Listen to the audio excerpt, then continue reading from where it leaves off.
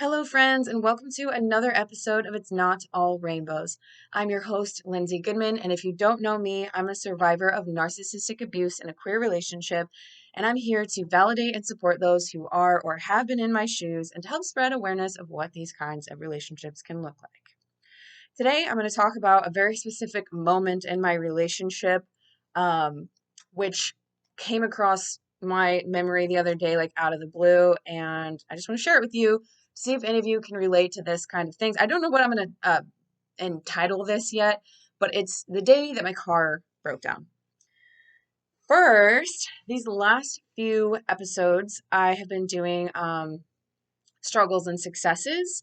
And so I'm going to dive into that first so that you all know, obviously, as I explained 2 weeks ago when I started doing this, I'm healing in real time. So I'm bringing you along with me on my journey so that you know that it's not all rainbows. Healing is a long journey, and I try to be really honest and vulnerable on my Instagram account, especially, so that you all can see what I'm going through again in real time. But yeah, I thought I would bring it here as well. A struggle this week. I tested positive for COVID for the second time this year, and I have absolutely no symptoms. I'm feeling great, and the only reason I figured it out is because I had a flight today, which required a COVID test. So I'm thankful for that I didn't go and get on a flight and accidentally possibly get a bunch of people sick. Um, but it really sucks. So that's my struggle today. It's not really narcissistic abuse related, but a struggle is a struggle. And my success, oh my goodness, I had a couple this week. Oh, one of them is that I went to the grocery store. And that might sound silly, but for the longest time when I was in my relationship, if we needed something, no matter what, I was the one that had to go to the grocery store. And that was one of the things that like sort of bothered me when I was first free and I was back here living in this town where we live together. Like I hated going to that grocery store.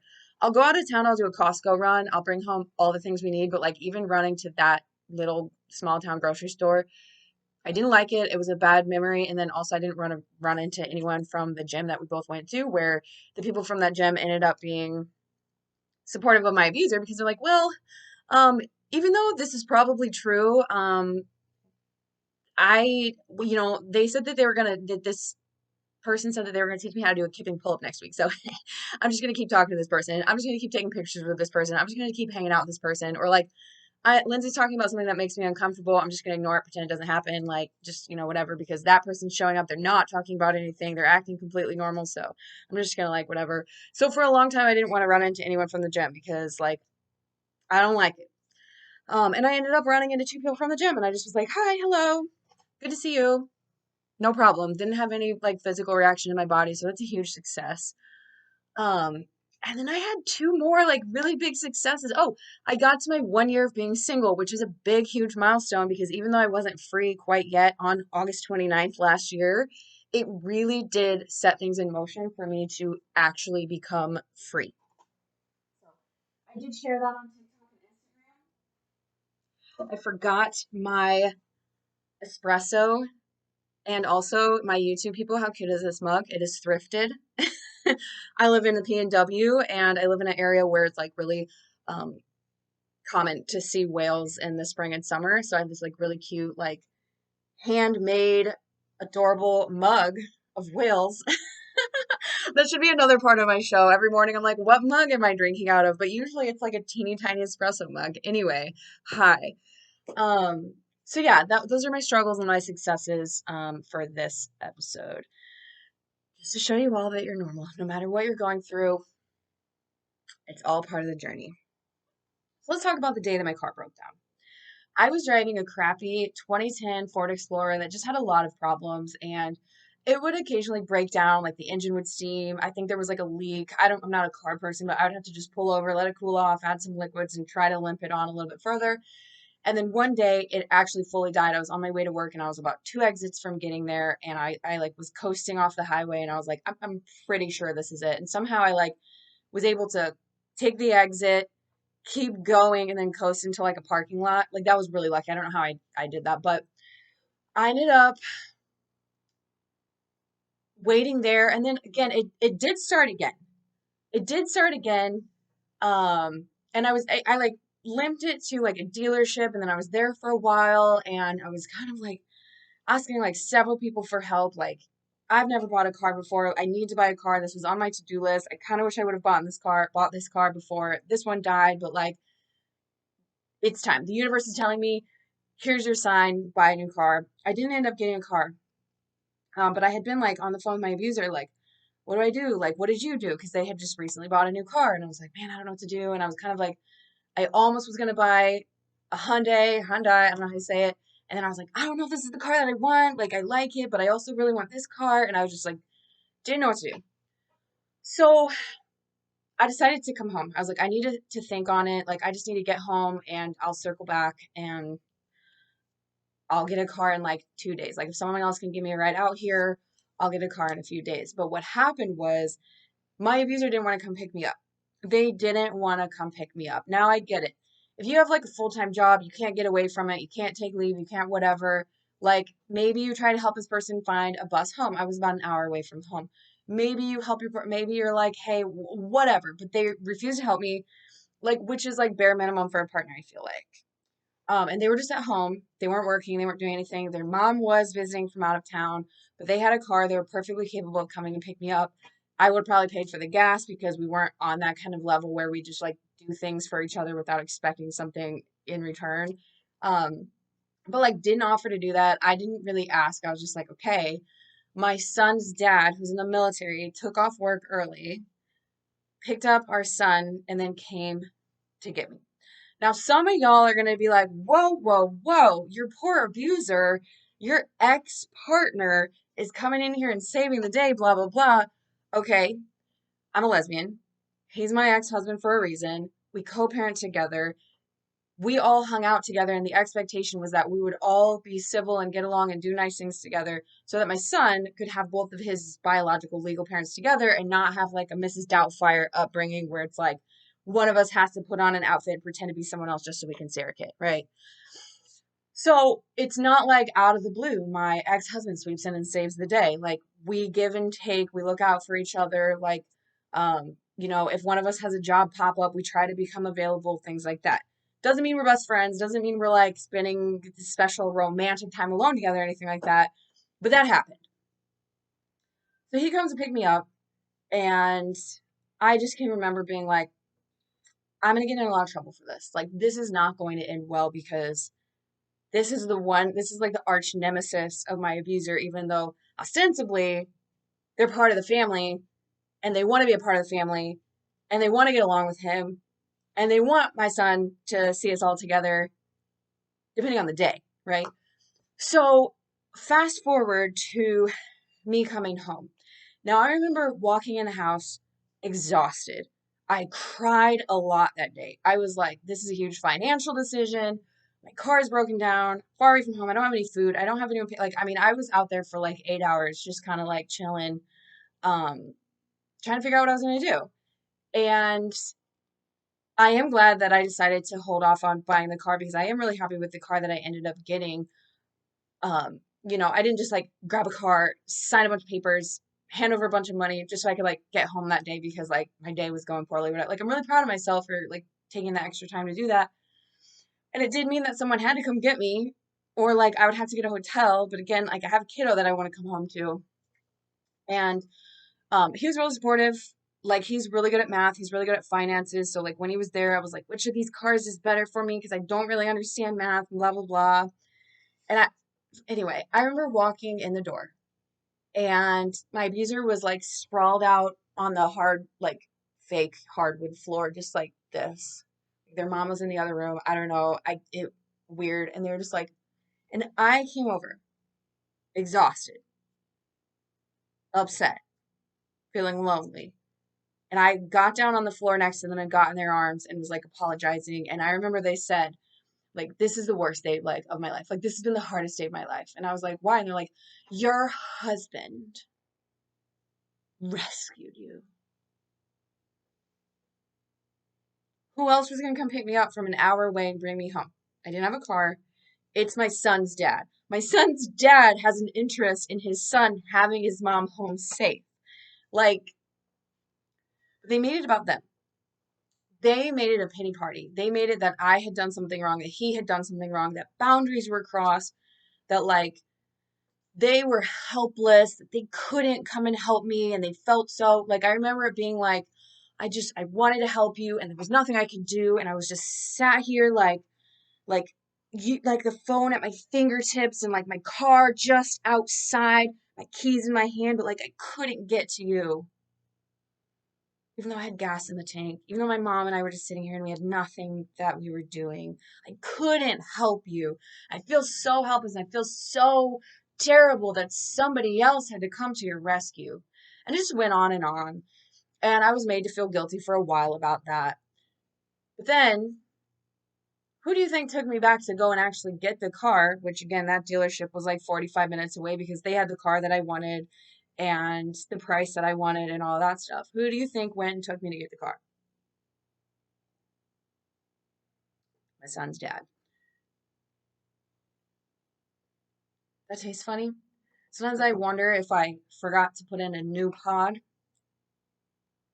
It's like recycled. It's like really watered down espresso. That's probably what I need. I've probably had enough. Can't really tell. Anyway, I do apologize. Again, if you don't know, I am diagnosed with ADHD and I'm unmedicated. So sometimes we're just going to have some twists and turns on this show, okay? But my point is that I'm sure a lot of you have experienced moments like this where something happens beyond your control and you're made to feel guilty about it for whatever reason, whether or not you have like an ex partner that's coming in and out. Again, we do have a unique situation because we do co parent very closely, and that was one of the things that we agreed from the beginning. We still do it now. And it is a lot easier. Like it's harder in some ways because we actually communicate more. So that means we actually have to face issues that we have like between the two of us, not in a like relationship way, but like obviously there's things from the past that do affect our communication because we never got to deal with that when there was someone else in the middle controlling how we communicated.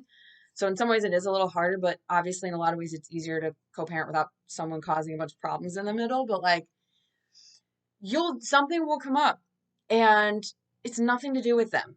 It has absolutely nothing to do with them and they won't help you. And yet you'll still be apologizing to them for whatever happened. Something you did not do wrong. Um, it's twisted. It's twisted. It's abusive. It's an abuse tactic because now again, you're feeling bad for something that shouldn't have been an issue. And it's not okay.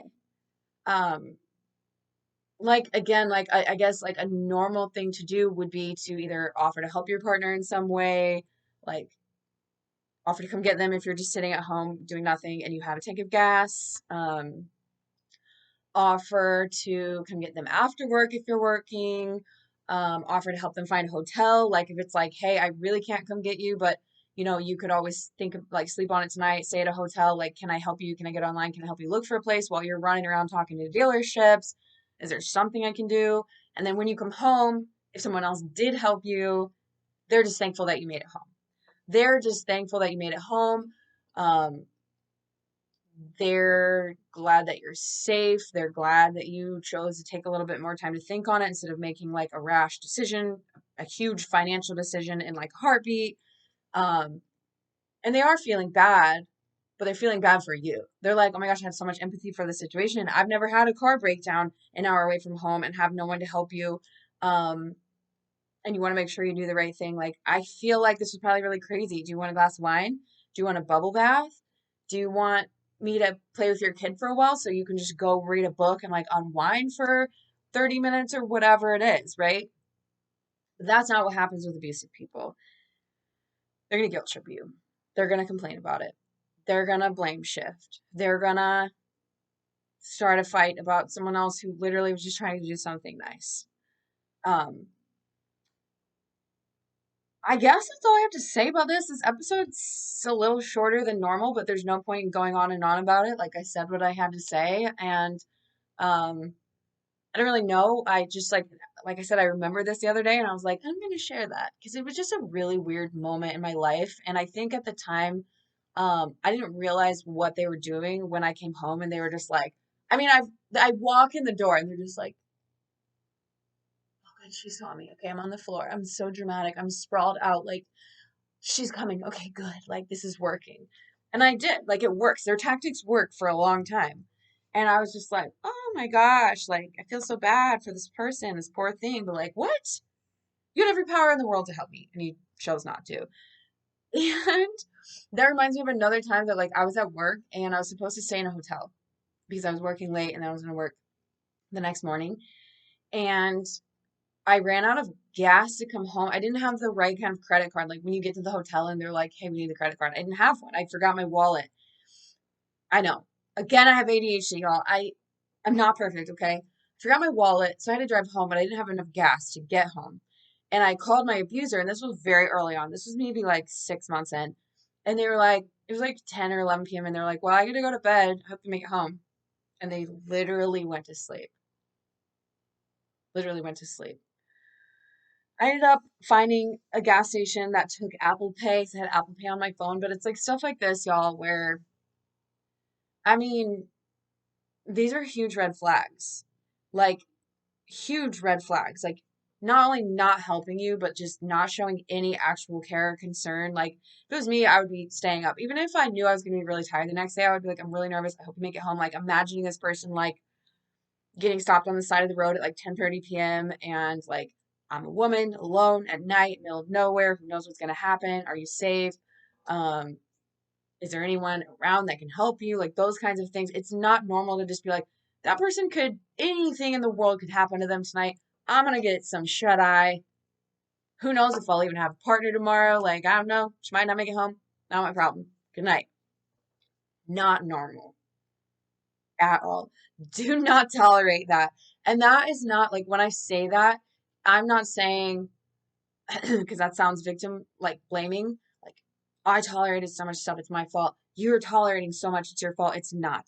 But I want to help be that light bulb moment of like, I am tolerating a lot of this and I don't deserve this. It's not my fault that I'm tolerating this because I didn't realize that's what was going on.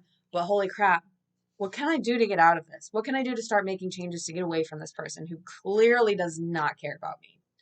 So that's all for now. I am going to wrap up this episode and sit here and feel sorry for myself that I'm supposed to be on a flight to Spain right now, and I'm sitting here. Um, but a little quick reminder before I go, October 15th, Austin, Texas, Narc Avengers, meet and greet. We will be, let me actually just look up really quick who's going to be there because I want to say these names so you know. We are offering one-on-one coaching. We're going to have a meet and greet. You do have to have tickets for it. Go to narcavengers.com if you want to attend. It's 44 days away. But we'll have a meet and greet, and then you can book myself or any of the other Narc Avengers. I think 8 of us are going. Lee Hammock from Mental Healness, Lisa Sunny from Stronger Than Before, Ben Taylor from Raw Motivations, Trey from I Was Like Yo, Trey, like a Minaj there. Dr. Carrie McAvoy from Carrie McAvoy, PhD. Catherine from Stand Coaching. Myself. See that queer flag there because everyone remember I'm here to spread awareness of abuse in queer relationships and otherwise. But yeah, so it looks like that's everyone who's going to be there. So you can book a one-on-one coaching session with any of us. But again, October 15th, Austin, Texas. If you are anywhere near Austin and can make it that weekend, it's going to be a really awesome resource for people. You can meet me in person. You can meet any of us in person. And yeah, we'll be there to talk about abuse and narcissistic abuse and recovery and breaking trauma bonds and all that stuff. These creators are really awesome, and I'm excited to meet them in person. I'm excited to meet some of you in person. So, narcavengers.com, go get your tickets if you want to go. And also, I am hosting a trip to Greece next summer. I am going to try to sneak in 1 or 2 other trips next year if I can. The catch is that people actually have to sign up for them, or else we can't go on the trips. The first 10 people to book the Greece trip, which is in August of 2023, and the link for both of these events is in my bio. Just click on the Beacons link and you'll see all my stuff. I do have some merch on there as well. I have my Valid tee and tank on there that's still for sale. But yeah, you can go there if you're interested in traveling with me. My goal in hosting these trips is to have a safe space for queer folks and especially survivors because both of these groups that are so important to me, we have a fear of the unknown. This might be something that's like completely out of reach for you in other situations, but I want to create that safe space for all of us to get together and be together and enjoy Greece together or wherever we might end up going and eat and share and be vulnerable and take silly pictures and do all the fun things together and just feel free to be ourselves and enjoy this incredible experience. So definitely check that out if that's something you want to do. I would love to meet you. I would love to travel with you. Um, so yes, that is all I have for now. Stay tuned for more. Oh yeah, I'm supposed to be saying this and I keep forgetting. If you like this episode, whether you're on YouTube or on my podcast, please rate, review, subscribe. I really want to get this into the ears of the people who need it the most. There's a huge need. Like, it always blows my mind whenever I see how many people can relate to what I'm talking about, can relate to my content on TikTok and Instagram. And the more that you interact with this, rating and reviewing and all of that stuff, it does get it to the people who need it the most. Again, if you want more from me, you can follow me on TikTok and Instagram at the Lindsay Goodman. I will see you all next week.